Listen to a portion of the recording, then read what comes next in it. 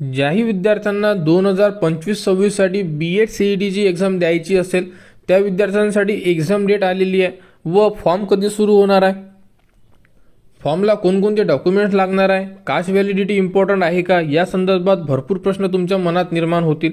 त्याबद्दल संपूर्ण अपडेट तुम्हाला आपल्या यूट्यूब चॅनलवर उपलब्ध करून देण्यात येत असतात। लास्ट इयरला सुद्धा पहिल्या राऊंड पासून म्हणजे रजिस्ट्रेशन पासून तर लास्ट राऊंड पर्यंत संपूर्ण अपडेट तुम्हाला उपलब्ध करून दिलेल्या होत्या।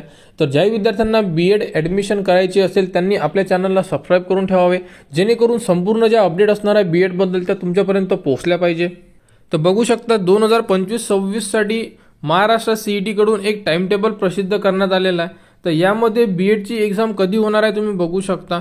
तर बी.एडची एक्झाम म्हणजे यामध्ये संपूर्ण बी.एड आले आहे, स्पेशल आणि जनरलचं। त्यानंतर यांची एक्झाम बघा 24 मार्च, 25 मार्च आणि 26 मार्च 3 दिवसामध्ये तुमची एक्झाम होणार आहे आणि हे बी.एड सी.ई.टी असणार आहे। तर ज्यांनाही बी.एड करायचं आहे त्यांना सी.ई.टी देणं अत्यंत गरजेचं आहे।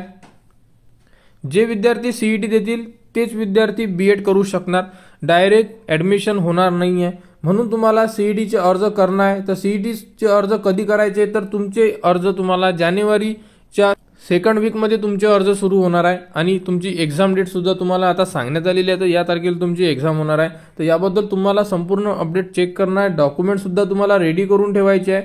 तर सर्व डॉक्युमेंट रेडी करून ठेवा, सी.ई.टीचे फॉर्म सुरू झाल्यानंतर तुम्हाला प्रॉपर अपडेट देण्यात येईल आणि नेमकी कशी प्रोसेस असणार आहे, कोणकोणते डॉक्युमेंट्स लागणार आहे, संपूर्ण अपडेट तुम्हाला आपल्या यूट्यूब चॅनलवर उपलब्ध करून देण्यात येणार आहे। त्यासाठी आपल्या चॅनलला सबस्क्राइब करा व हा व्हिडिओ इतरांपर्यंत शेअर करा।